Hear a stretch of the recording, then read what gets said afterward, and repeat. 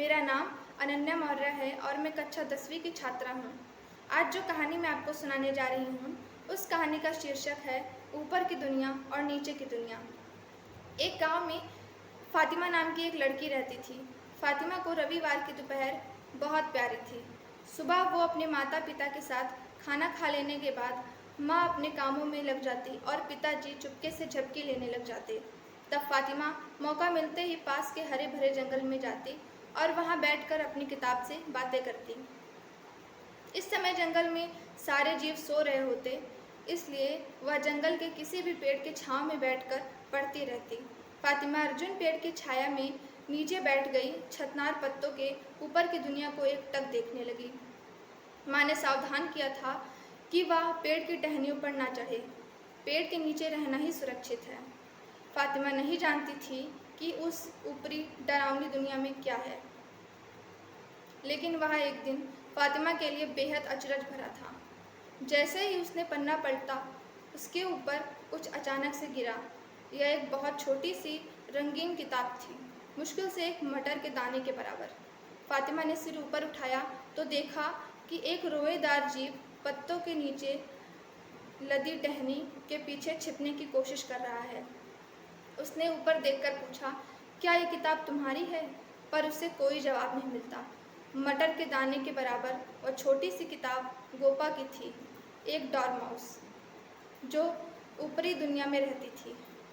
गोपा का नन्हा सा घर अर्जुन के पेड़ पर सूखे मुलायम पत्तों और छोटी टहनियों से बना था। उसने कई बार फातिमा को वहाँ पढ़ते देखा था और उसे फातिमा के बाल में लगे फीते बहुत अच्छे लगते। मगर गोपा की माँ ने नीचे की डरावनी दुनिया के बारे में उसे बताया था। सभी जानवर फातिमा और दूसरे इंसानों से डरे सहमे रहते थे। उस रविवार गोपा को अपने पत्तेदार झूले पर झूलकर वो पढ़ने लगी थी। तभी तेज हवा आई और वहाँ किताब ठोकर खाती नीचे फातिमा के सिर पे जा गिरी।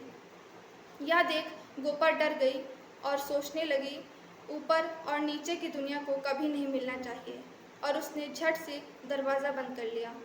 फातिमा पेड़ पर नहीं चढ़ी, लेकिन वह किताब पढ़ने की कोशिश करने लगी। किताब में अक्षर बहुत ही छोटे थे।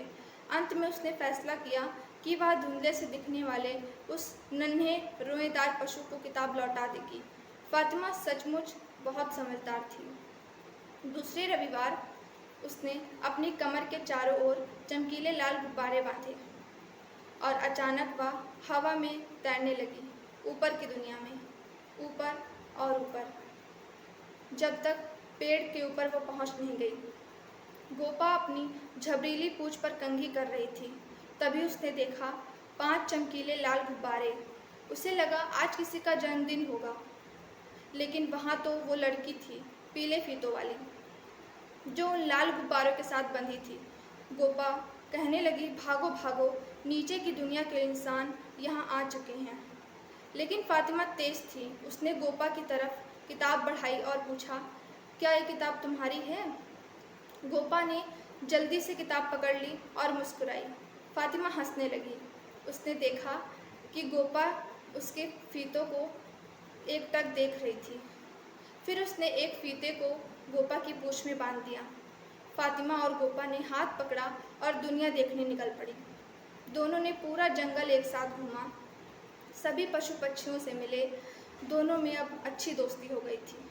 ऊपर की दुनिया इतनी डरावनी नहीं है। फातिमा ने सोचा, मैं कितनी मूर्ख थी। गोपा ने सोचा, अब तो मुझे ज़रा भी नहीं डर लग रहा।